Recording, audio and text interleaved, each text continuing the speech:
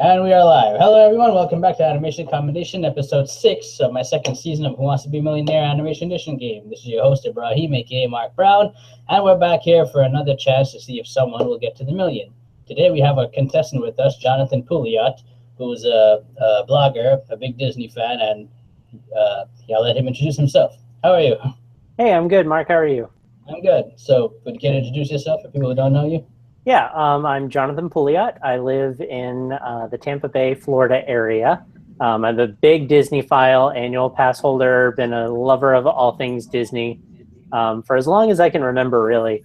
I never remember a time that Disney was not part of my life, basically. So I run a blog on WordPress called Animated Leadership, where basically I watch a Disney film and I find a leadership lesson that pretty much anybody can use in the actual workplace. So a lot of people think, oh, Disney film has to be for kids or something like that. But I find like a deeper leadership meaning in that movie. And I write a blog post completely about like that one moment or that one character or something like that. And kind of give some examples of how we can learn a lesson from the situation in the film or the character in the film or whatever it happens to be. So that's what the blog is about. Okay, yeah, because I really like reading your articles there because it brings out like points to me like, oh, I didn't even realize that myself before. to me, I consider it's like the book Creativity Inc., but it's like you have your own, you're getting your own lessons from each of the Disney movies.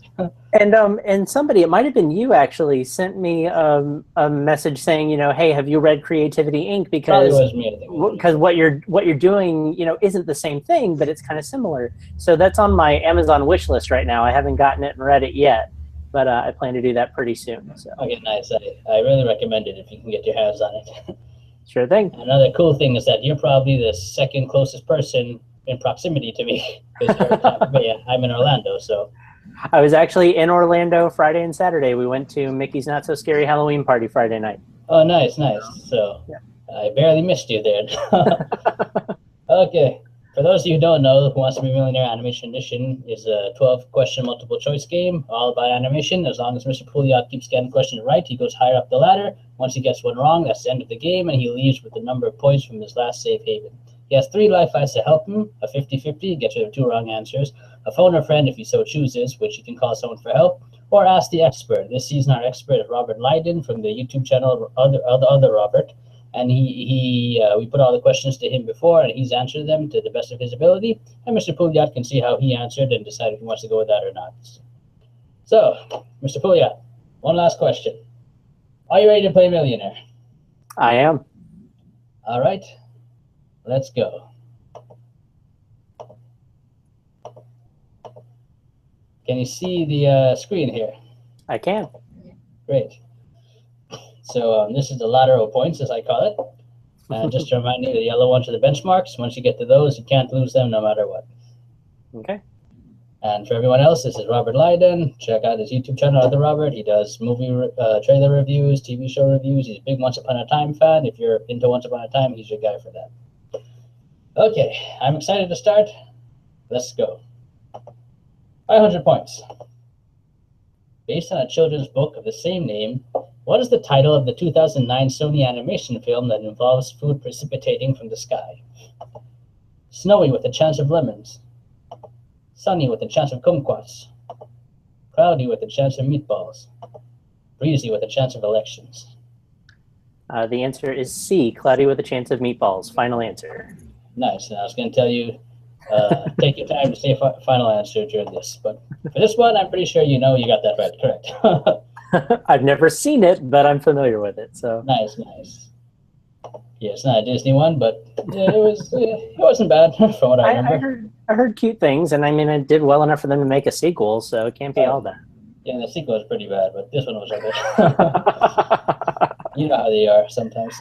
Yeah, Disney sequels aren't that much better sometimes. So especially during the period of those direct-to-video sequels. Oh, we just don't talk about those days. Yes. Hunchback of Notre Dame 2, we kind of pushed to the side. Fox and the Hound 2, yeah, let's not rehash those. Yeah, some of them are good. I mean, I like Lion King 2. I like Aladdin and King of Thieves. True. Some of them they did good. Return of Jafar, I have to say, is an excellent direct-to-video sequel for Disney. So yeah. But all in all, I guess we're all glad that season's end. True. Okay. Okay, Mr. Pouliot, just to remind you, the next one's the 1,000 point. You get it wrong, that's the end of the game. You'll leave with nothing. I don't think it'll happen, but I have to remind you, okay? Right. Let's go. 1,000 points. Which of the following animated 2016 films was based on a series of video game apps? Finding Dory, Moana, The Angry Birds movie, Zootopia. The answer is C, the Angry Birds movie. Final answer. Say that with so certainty. Well, because the other three are Disney, so I know those. Oh yeah, we should have tried to stump a Disney fan with a Disney question, huh? Yes, get it right. Correct. Yay! I haven't seen this one yet. I actually just borrowed it from my local library today. So Okay. You have to let me know how it is, because I have no clue. I didn't see it either. Yeah, I'll let you know. I'll probably post a review of it on my blog or something, but yeah. And I will check that out. Thanks. And congratulations, you have 1,000 points. Yes. How are you feeling? Feeling good. Make it to the million. Do you believe deep down you can get to that 1,000,000? I believe I can do it. Oh, nice. So this should be an exciting game. And you still have all 3 lifelines, so Yep. let's see how far we can get to. 2,000 points there. In the 2013 Blue Sky Studios film Epic, where do the fairy-like creatures known as the Leaf Men reside in? Polar ice caps, the forest, the desert, the African savanna. The answer is B, forest. Final answer. Have you seen this one? I have, actually. And a lot of people give it a lot of flack, saying it was terrible. I actually kind of enjoyed it, personally. I mean, it's not my favorite, but I didn't think it was bad. Nice. Well, you are correct.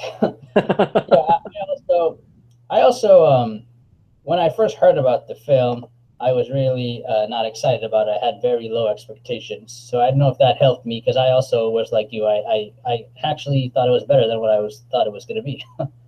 Right. Yeah, and then it was shortly after that film came out, there was another one that I think it was it Lucasfilms made, Yeah, that was almost the same exact thing? Strange Magic, yeah. Yeah, I didn't see that one, but I remember seeing the trailer and being like, I'm pretty sure this movie has already been made, but okay, have fun with that. Actually, Strange Magic is probably my #1 biggest animated guilty pleasure of all time. Like, it's so bad, but I like it. I just can't help but like it. I think because since it looked like Epic, I was like, okay, this is going to be even worse than that. So I had zero expectation. When you have zero expectation of something, there's only no way to go but up. Exactly. So I found that with that, and also there was like a Beauty and the Beast sort of element to it, and that's kind of like my favorite Disney movie. So that maybe helped me a little bit. There you go. And I like some of the characters in the song. So I don't know. It's really bad. What do you say your biggest animated guilty pleasure is? Oh, that's tough, because I probably have so many. There's one to name. I mean, I don't think it's bad, and I don't really know anybody who does, but probably just the animated thing that I go to that people are just like, really? You okay, whatever, is My Little Pony Friendship is Magic. I'm a brony. I can't help it. Nice. It's a great show. I enjoy it. So there you go. I've never seen any episode of it before, but it's a lot of fun. Mm-hmm. Yeah, I didn't know it was. I know they're making a film of it. I think next year is coming out. Oh, really? That I hadn't heard. Yeah, so you go look out for that. All you fellow bronies, look out for that. Okay, got to 2,000. You're doing good. Let's try to get you higher. 5,000. Let's go. Let's go. In the 1989 Studio Ghibli film Kiki's Delivery Service, what kind of talking pet does the character Kiki own? A, a goldfish. B, a brown dog. C, a white rabbit. D, a black cat. Got to give a shout out to Jason Headley, who is another Disney fan, who just recently started his Vault Ghibli, watching all the Ghibli movies, because I've not seen any of them. So Yeah, I only know what he follow has him written too, about. yes. I only know what he's written about so far, and this was one of them. So because of you, Jason, I know the answer is D, Black Cat, final answer. Nice. Yeah, I follow him too on his blog. And yeah, he's a big Disney fan too, so people, you can check him out as well. Now, did you remember this correctly? Let's see. Your answer is correct. Sweet. Yes. I've never seen any anime show in my life, and I got into Studio Ghibli films like relatively late in life in comparison to like other Disney animated fans. Right. So I got into them about, I don't know, 4 years ago maybe, which was relatively late in my animated life. But yeah, I really like this one. Excellent. Yeah, so I recommend them. So the English dubs, at least, they're done by Disney, so I'm pretty sure you like them. So this is the black cat that she owns in the movie. Okay, great job. See, you're pulling from all your sources, from your mind, from your people you follow. You're doing well. Okay, let's see if we Keep can get you going. higher. 10,000. Which of Walt Disney's Silly Symphonies? Hey, Disney question. Which of Walt Hey. Disney's Silly Symphonies was the first to be made in full color Technicolor? Mother Goose Melodies, Flowers and Trees, Three Little Pigs, Santa's Workshop. Oh, you went real obscure Disney for that one. Huh. Don't forget you have lifelines. Ask the expert, phone a friend, 50-50. I hate to use a lifeline so early, but I also hate to get out so early. Have you seen any of these? I've probably seen all of them. Okay. When I was little, we had videos of all the Silly Symphony compilations. Oh, wow. So Nice. I remember many of them, but knowing which one was the first one, I know Three Little Pigs was one of the first really big successes for Disney when he started his own studio. And everybody just kind of kept asking them to make more Three Little Pigs films. And he was like, no, we want to do other things. But I don't know if that was the first one in color. I'm going to have to ask the expert on this one. You want to ask the expert? You want to ask Robert? Yeah, let's see what he has to say. Okay, we're going to Robert now, and just to remind you, this is just his opinion on it. He could be right, he could be wrong. It's just how he answered, okay?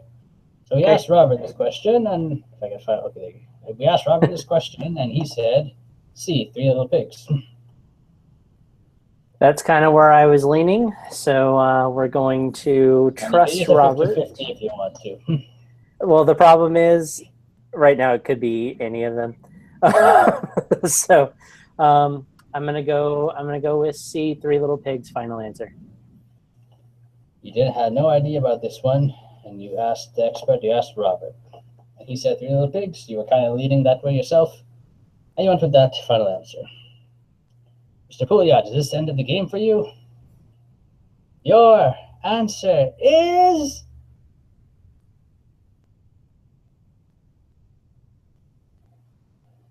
wrong. Oh, I'm so sorry. early.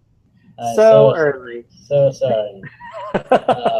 That needed to be like above 32,000 because that's super obscure, but all right. The answer was Flowers and Trees because Flowers and Trees is, I think that's the only thing it's famous for, being the first color Silly Symphony. Yeah. So I am so sorry about that. All right. Well, I gave it a shot. I tried. Yeah, you went far, and Robert let you down there. Because I don't think he knew the correct answer for that one either. Well, obviously not. Obviously not, but so well, I just won't follow him now. That's fine because he doesn't know what he's talking about. So. Nice. He lost a subscriber there. Anyway, thanks for coming on, and you did well. You did up until there. You did pretty good. And before we go, is there anything you want to say or any thing you want to plug on your blog or anything? Just check it out. It's animatedleadership.wordpress.com. Give it a look. It's been a while since I've updated it. I've kind of gotten a little busy and gotten away from my regular schedule. I was trying to crank out one a week, and then some stuff happened and I let a week go by, and that just made it easier to let a week go by until it's been like a month. But come check it out, read a couple. They're not hugely long. Leave a comment, let me know what you think, and hopefully I'll get some updates there pretty soon. Okay, well, I'll put a link to it in my thing below, and thank you all for watching, and sorry you didn't go farther, but thank you for coming out and playing. Maybe next season. Maybe next season, yes. There's always, I definitely want to do it again next season, but I'll keep you in mind. Appreciate it. Say bye to everyone. And bye. I'll see you next time. And